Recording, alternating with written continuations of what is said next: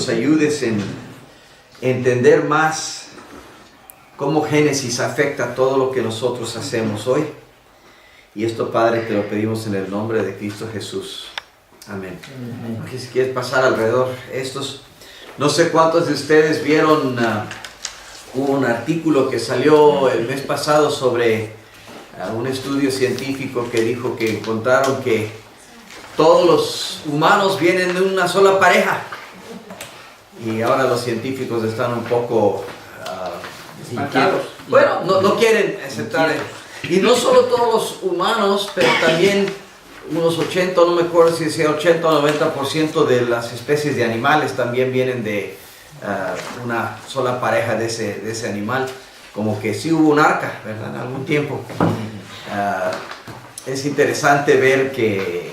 Y ahora, es un solo papel y uno no puede... Claro que van a salir otros científicos y decir, sí, pero esto y lo otro y lo otro. Pero lo que tenemos que acordarnos es que nosotros como cristianos no tenemos que, cuando los científicos, y pongo aquí a veces en comillas, dicen esto es la cosa, colgar nuestras cabezas y decir yo creo la Biblia y avergonzarnos. No, siempre va a haber un argumento porque la evidencia está ahí de lo que Dios hizo.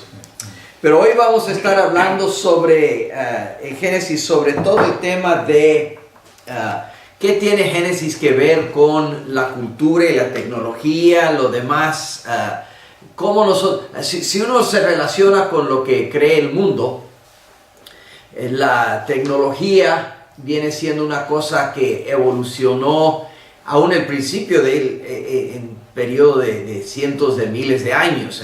Dice que, ya saben, los hombres vivían en cuevas y empezaron a hacer palitos y quién sabe qué cosas para matar más fácil los animales. Y tiene su idea evolucionaria de lo que es desarrollar una cultura. Pero tienen una continuidad directamente de los animales. La cultura humana, desde el punto de vista del evolucionista, no tiene nada excepto, no es distinto en calidad, sino simplemente en cantidad de lo que tienen, ¿verdad? Los perros ladran y ese es su lenguaje y los hombres simplemente hacen otros sonidos, pero hay una continuidad directa desde el ladrar del perro a las palabras de Shakespeare. En la Biblia se nos enseña que no hay continuidad entre lo que el hombre hace como cultura y lo que el animal hace para sus comunicaciones instintivas y todo lo demás. Que lo que es lenguaje, lo que es todo lo que tiene que ver con tomar este mundo y no dejarlo como es, que es lo que es la cultura. El animal toma el mundo y excepto por comerse cosas, básicamente cuando se va el animal, el mundo quedó como comenzó. A menos que te comió a ti.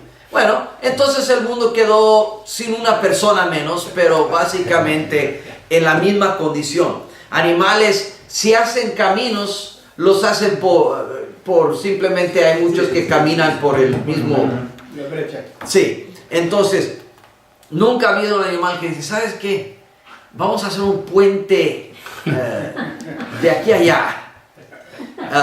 O ¿sabes qué? Yo quiero... una vista más bonita y así que voy a poner mi casa en otro lugar en vez de aquí. No, el animal no piensa cambiar su ambiente. Entonces todo lo de la cultura, y tengo una definición aquí no de un libro cristiano, pero creo que va básicamente esta entidad compleja que incluye conocimiento, creencia, arte, morales, ley, costumbre y cualquier otra capacidad y hábito adquirido por el hombre como miembro de la sociedad. Es básicamente lo que es una cultura. Es como nosotros como hombres cambiamos el ambiente en que estamos. Doctor, noto que casi es la lista de las esferas. Las esferas, sí. Y este es un libro, como digo, no cristiano. Sí, y no puso todos. Y pudo haber ampliado en otras áreas. Pero básicamente la cultura nunca deja el mundo como lo tomó. Viene de la palabra latina colere, que es hacer crecer y labrar en el contexto original de un campo o un huerto. Por definición, la cultura no deja el ambiente en su estado natural, sino que la dirige para aumentar su crecimiento hacia un fin más o menos determinado. Entonces, un animal tiene necesidades inmediatas: comer, reproducir, esconderse de los que quieren comérselo a él, y esas cosas dirigen todo lo que el animal hace. No piensa el animal hacia, pues, ¿cómo yo puedo cambiar para la futura generación esta situación para que ese lobo ya no nos coma? Para que tengamos siempre el pasto que nosotros necesitamos. Entonces la cultura tiene una meta, siempre una meta determinada en lo que está tratando de hacer, y esa meta va a determinar lo que se hace con una situación. Hay varias preguntas que siempre se hacen en una cultura, y estos son algunos, hay más. Pero primero la cultura tiene que mirar materiales. ¿Con qué tengo que trabajar? Siempre, por eso, si tú tratas de hacer casas en Alaska, haces iglús. Si tú vas a hacer casas en África, no vas a hacer iglús. Porque aun si encuentras el hielo, no te dura. Tú tienes que hacer casas de palma o de otra cosa. En Arizona se hizo adobe, ¿verdad? Porque pues ahí había los materiales para hacer tal cosa. En lugares del noreste del país, cuando llegaron los peregrinos, usaron madera, troncos, para hacer las cabañas que ellos hacían. Entonces, la primera cosa, si vas a cultural, tú tienes que mirar a tu alrededor y decir, ¿qué tengo yo con qué trabajar? ¿Qué son los materiales crudos que yo voy a hacer? Sí. ¿Qué hay? Eliminando la idea de materia prima, porque eso conlleva un conflicto, pensar en materia prima, ¿no? Bueno, materia prima solo lo tuvo Dios. Sí, exactamente, sí. Nosotros siempre tenemos... y eso es parte de lo que tenemos. Lo que tenemos nosotros es material que Dios ya ha labrado. Exacto. Sí. Entonces, Él puso el primer paso, y eso lo vamos a estar tocando más abajo aquí, sobre cómo Dios fue la primera cultura, la cultura de la Trinidad, si la quieres poner así, en la creación. Sí. Pero siempre con esos materiales hay una meta. ¿Qué quiero lograr con eso? Porque eso depende de cómo vas a usar la madera. Si yo construyo la casa, la voy a usar de una manera. Si yo quiero hacer una lanza para matar a mi vecino, lo voy a hacer de otra. Entonces la meta determina qué quiero lograr. Y luego hay cuestiones morales, éticas. ¿Para qué es bueno esto? Porque hay cosas que son buenas lograr y hay cosas que uno debería quizá no lograr, ¿verdad? Eso es el problema que vamos a ver en la Torre de Babel. Que Dios confundió las lenguas porque ellos no tuvieron la esfera o una dirección moral a lo que estaban haciendo. Y Dios dice, ahora van a hacer todo lo que ellos quieren. Y eso no quiso Dios, porque sabe que tener un puedo sin un debo siempre trae caos. Pero ahí, por ejemplo, en Génesis 4, Ajá. vemos que la descendencia de Caín, por ejemplo, en el caso de Jabal, Jubal... Sí, vamos a entrar Tubal, Caín. a Jabal y Jubal, lo vamos a tocar en bueno, la tercera página de aquí, ok. porque es parte importante de lo que se está haciendo. Ok. Obstáculos y problemas colaterales. ¿Qué puede ir mal? En inglés tiene lo que se le llama la ley de Murphy, Murphy's Law, ¿verdad? Cualquier cosa que puede ir mal va a ocurrir. Y la cultura siempre tiene que tomar eso en cuenta, porque siempre va a haber efectos colaterales muchos de ellos que no se predijeron, que no se podían decir de antemano. Por ejemplo, cuando se inventó el carro, el automóvil, y uno se fue de caballo y carroza, entró un nuevo problema. Porque antes de ese tiempo la gente podía ir a un bar, salir borracho, subirse a su carrito y no había problema porque el caballo no estaba borracho. Ahora en la cultura moderna uno no lo tiene. Ahora quizá la siguiente etapa, cuando tengamos carros que se manejan solos, podamos resolver ese problema.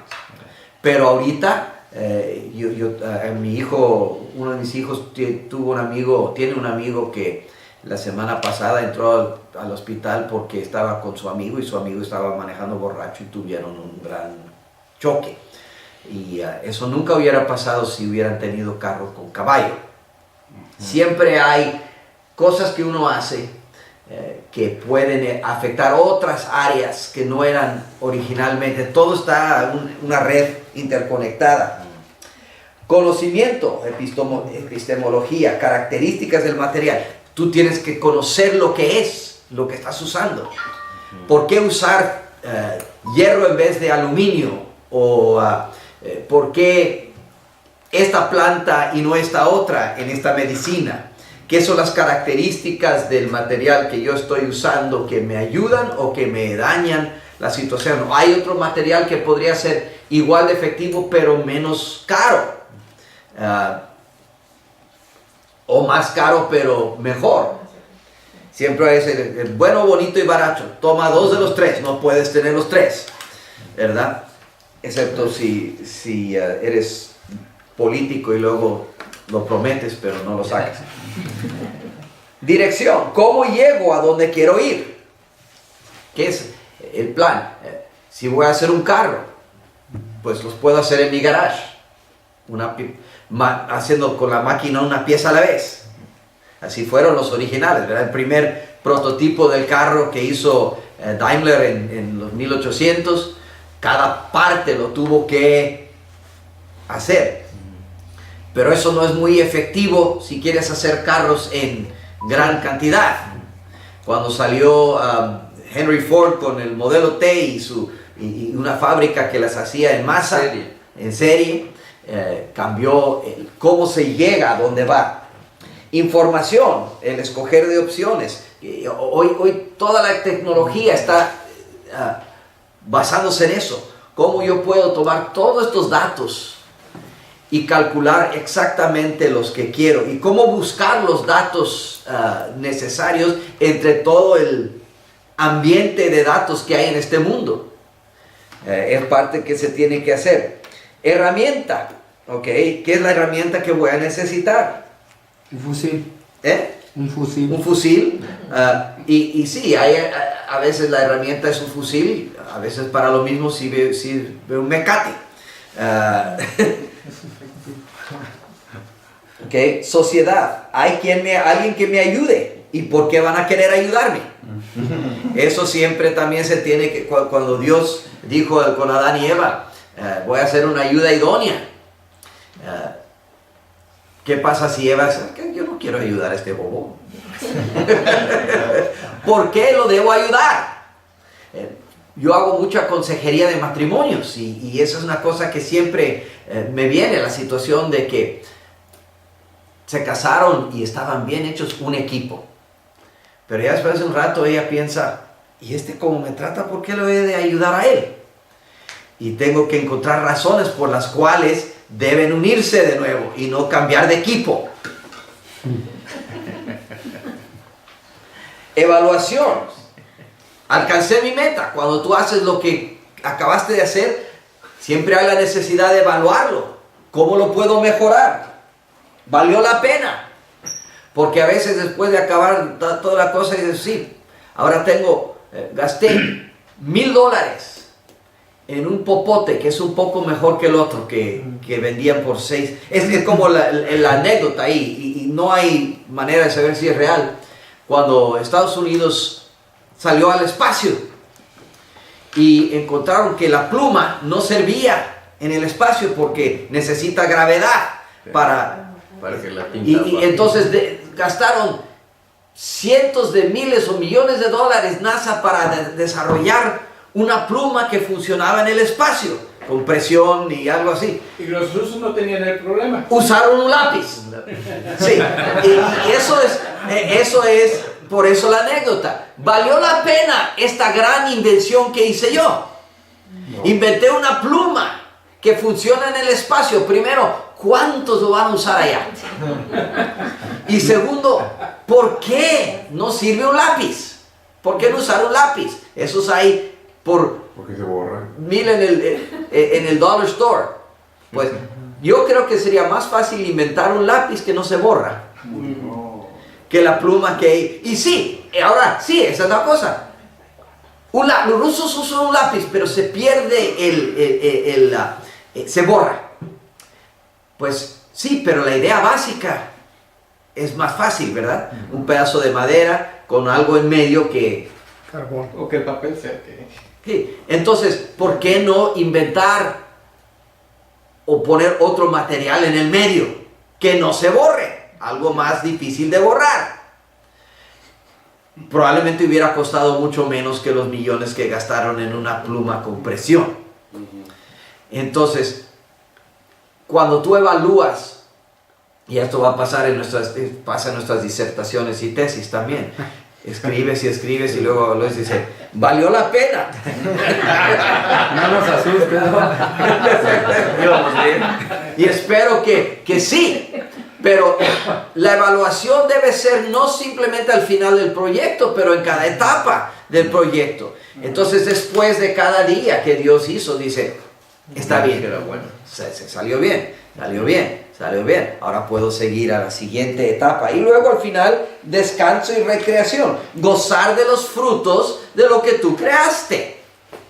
Y es una cosa que muchos, especialmente entre los reformados, olvidamos que el punto de hacer la obra es gozar del fruto de esa obra.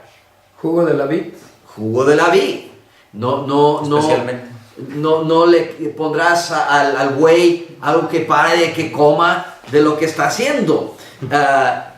Y Dios al final acabó su universo y luego descansó. No porque estaba cansado, pero como un ejemplo, y es lo que vamos a empezar a mirar aquí, la cultura de Génesis. Y lo primero, lo que a mí me gusta llamar el kenosis creador. La palabra kenosis significa vaciar y usualmente se usa sobre la encarnación, desde Filipenses capítulo 2, ¿verdad? Que Cristo dejó su palacio celestial, no pensó su forma de Dios como algo de que aferrarse y se anonadó, se despojó de sí mismo, dice el pasaje, y vino a tomar la forma de un siervo.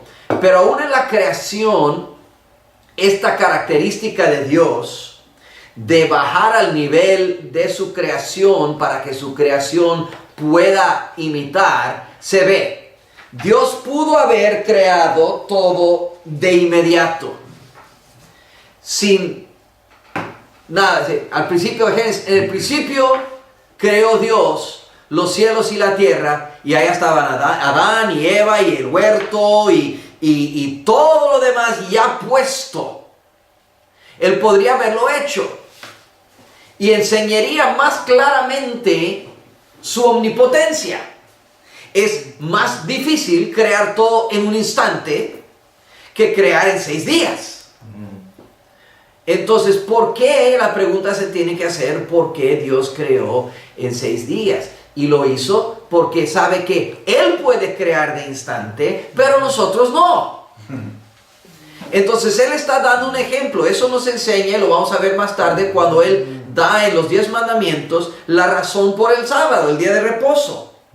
Dice, ustedes van a trabajar 6 días y descansar, reposar el 7º, porque así lo hice yo.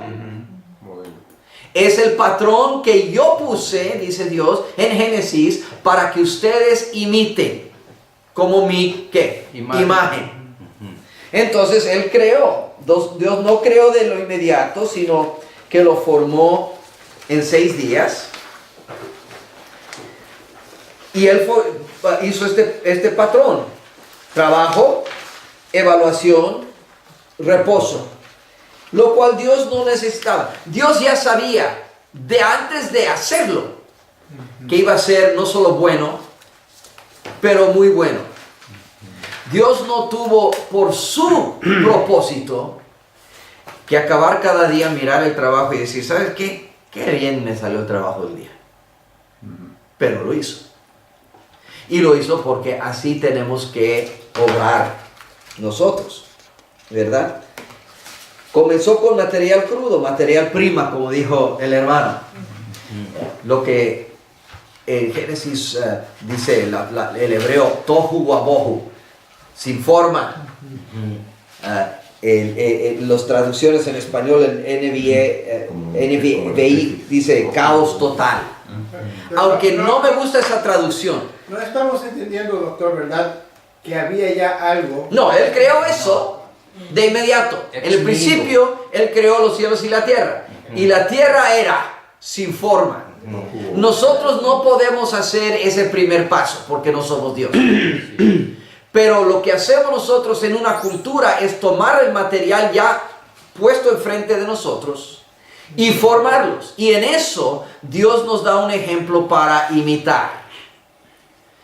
Entonces no había material antes. Eso era una de las diferencias entre la cosmovisión de los babilonios y los egipcios, que creían que había algo que siempre había existido y que los dioses simplemente lo formaron. Eso no es bíblico.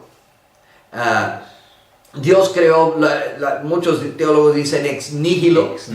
Yo prefiero ex verbo. Creó de su palabra, porque de nada viene.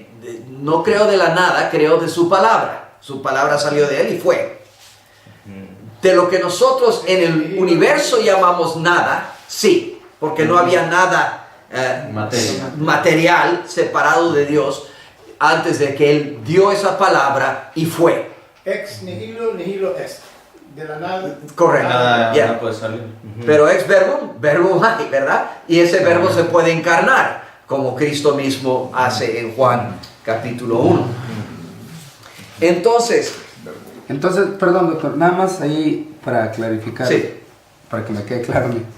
Hay una creación mediata y una creación inmediata. ok, si desde el punto de cómo hablamos hoy de creación, sí, ok, porque Ese es un punto muy importante. vamos a acordarnos lo que he dicho la vez pasada, que en la cosmovisión bíblica una cosa no se considera creada y existente hasta que se le pone su propósito. Entonces, el hecho de que Dios hizo al principio el tohu wabohu, lo que dice aquí el NVI, y no me gusta la idea caos, me gusta más lo de la Reina Valera, que dice desordenada. Caos parece tener una idea de un desorden activo. Okay. Fue un material sin acabar, pero no un material caótico en sí. Porque todavía esa material prima seguía las leyes de Dios. Carlos Barth insiste que es caos y es parte del bartianismo. Sí, pero es bartianismo, porque ese material quizás ni yo no sé ni qué es, si estaban ni eran átomos a ese punto, quizá, no se sabe, ¿verdad? Pero lo que fuera material creado funcionaba de acuerdo a las leyes de Dios en el universo a ese tiempo. Ahora, unos científicos nos dicen que usando el Big Bang, el gran estallido, que durante un periodo infinitamente corto, sí se puede medir, pero no me acuerdo cuál es la medida, lo que le dicen el tiempo Planck, durante ese primer tiempo después de ese estallido, todas las leyes que hoy tenemos de la física no aplican. Sí. Pero había leyes, Sí, pero- nunca las podemos saber. Hermano, según la teología Roberts, lo que creó esa primera cosa prima eran las leyes. Él estableció las leyes. Bueno. que iban después a ser puesto. Quizá sí. Bueno, es una. Sí, toda la o teología simultáneo las leyes y esas partículas, pero quizá las leyes durante ese primer antes de que lo ordenó, durante ese primer infinitésimo parte de un segundo, quizá eran otras leyes, pero eran leyes de él. No, sí, pero ya diciendo segundos, estás Poniendo el tiempo. Estás poniendo tiempo. Sí. Y Sí, las leyes están. Una posible observación aquí es que Dios está creando el tiempo. Entonces, Sí. el tiempo no tiene las mismas definiciones que ahora ya le damos después del descanso. Sí, bueno, y aún, no solo después del descanso, aún después de ese primer segundo de creación. Porque al empezar a ordenarlo, entraron otros parámetros que cambian un poco. El tiempo no es, aún el tiempo hoy, es distinto junto a una gravedad pesada que una gravedad liviana, cambia con la velocidad. El tiempo es una cosa que ni los científicos hoy en día verdaderamente entienden cómo funciona, pero siempre está en relación con el espacio, en relación, no es lo mismo, por eso es otra esfera, pero está en relación con ella. Y el ordenar del resto cambia esa relación. ¿Cómo? No la sabemos. Sí, es único e irrepetible. Sí, ok. Entonces, llegando ahí, la siguiente es que creó con propósito, lo que hablamos de Walton. Creó la luz, pero a la luz lo llamó día en Génesis. Le dio su propósito. La luz es el día. Luego después cuando creó las estrellas en el cuarto día, los consideró creadas cuando tuvieron su propósito. ¿Dónde mencionó el actor Walton? ¿En qué renglón lo mencionaste? Está acá abajo en la nota de pie. Ah, ok. Genesis 1 is Ancient Cosmology. Ya veo. Ya. Está en la cita de pie. Ya. La creación fue para su gloria, nos dice Apocalipsis 4:11. Todas las cosas fueron creadas para darle la gloria a Él. Y por eso Él es digno de recibir honra y gloria y poder, etc. La creación tuvo de meta la glorificación del Señor. Amén, amén y amén. ¿Okay? Y eso es importante. ¿Qué va a glorificar nuestra imitación de Él? En alguna forma, todo, aún lo que es creado por el perverso, glorifica a Dios si su talento es usado en una manera que enseña que Dios puso ese talento. Hay este músico que hicieron la película del Freddie Mercury de Queen. Un hombre perverso, sí hay un hombre perverso, pero un hombre talentoso en su escribir de música y con un talento de voz. Tenía 4 octavas de registro de 4 octavas de voz. Yo oigo eso y digo, wow. No, y cuando él canta, tú puedes decir, las palabras y todo eso son satánicas, pero el hecho de que él puede hacer tal cosa glorifica a Dios. Picasso ataca a Dios en su pintura con arte que es sublime. Sí. Demostrando la grandeza de Dios que está atacando. Sí. Entonces, al final de cuentas, y eso también tiene que ver con lo que vamos, cómo miramos a Jabal, Jubal y Tubal Caín.